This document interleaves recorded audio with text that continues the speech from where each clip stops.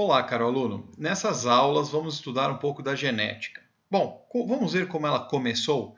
Ela começou a partir dos estudos de um monge chamado Gregor Mendel, ainda no século XIX. O Mendel estudava ervilhas de cheiro, ervilha, né? E ele estudou 7 características em ervilhas: a altura do pé de ervilha, a cor da semente, a textura, o tipo de vagem e assim por diante. Nós vamos usar a cor da semente para ver como Mendel pensou e a que conclusões ele chegou. Ele pegou inicialmente uma geração parental. A geração parental era formada por indivíduos puros, então esta planta produzia apenas sementes amarelas, enquanto essa outra apenas sementes verdes. Essa, na realidade, era pura porque só apresentava genes para a produção de sementes amarelas e essa só para verde. Ao cruzar as duas, ele obteve uma primeira geração chamada de geração filial 1 ou F1, na qual 100% dos descendentes produziam sementes amarelas. Ele se espantou a princípio porque ele esperava que o verde se manifestasse de alguma maneira. Mas tudo bem. Ele pensou um pouquinho e percebeu que essas amarelas que ele tinha obtido na F1 não eram puras como as da geração anterior. Afinal, elas eram a mistura da amarela com a verde. Então ele pensou, que tal se eu cruzar essas misturadas entre si ou deixar com que elas se autofecundem? Como se eu estivesse cruzando ela com ela mesma, tá? Ao obter a segunda geração, ou filial 2, ele obteve 75% de plantas que produziam sementes amarelas e 25% que produziam sementes verdes. Ele se espantou novamente e percebeu que, a partir dessas amarelas que não eram puras, surgia planta que produzia semente verde. Ele pensou então, espera um pouquinho, isso significa que os genes que determinam a cor verde estavam escondidos dentro dessas amarelas aqui, ó. Mas se essas amarelas apresentavam um gene que determina a cor dela, que é amarela, e um gene para verde que foi parar nessa de baixo, então o gene para amarela estava dominando o gene para verde, porque afinal o verde não se manifestava nessas plantas. Então, a partir daí, ele determinou que a amarela era a característica dominante e a verde era a característica recessiva. Para representar os genes, ele usou letras. A gente costuma usar a letra da característica recessiva, que no caso aqui é verde. Então, letra minúscula para o verde, representa o gene para verde, e a mesma letra maiúscula Vzão determina o gene para amarelo, tá? Voltando ao nosso cruzamento, então agora vamos organizar isso aqui. Então, quais são os genes que tem aqui? As amarelas têm genes para amarelas apenas, as primeiras que são puras, Vzão, Vzão. As verdes só tem gene para verde, Vzinho, Vzinho. Uma coisa que o Mendel percebeu é que na hora das plantas ou dos organismos se reproduzirem, eles nunca mandavam seus 2 genes, mas apenas um deles. Nesse caso, a planta pode mandar Vzão ou Vzão, não tem opção. Então, todos os gametas que ela produz terão o gene Vzão.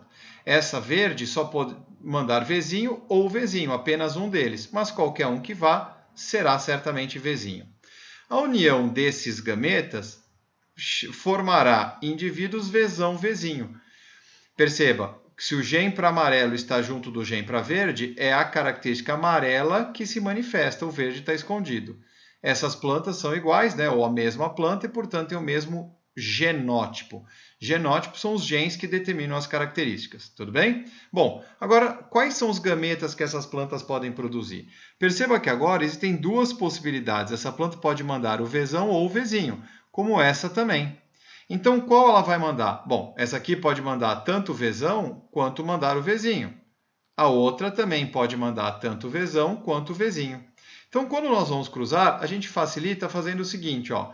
Pode ir o Vzão dessa planta com o Vzão dessa, formando plantas Vzão, Vzão amarelas. Pode ir o Vzão dessa planta com o Vzinho da outra, formando mais plantas amarelas, já que tem o Vzão.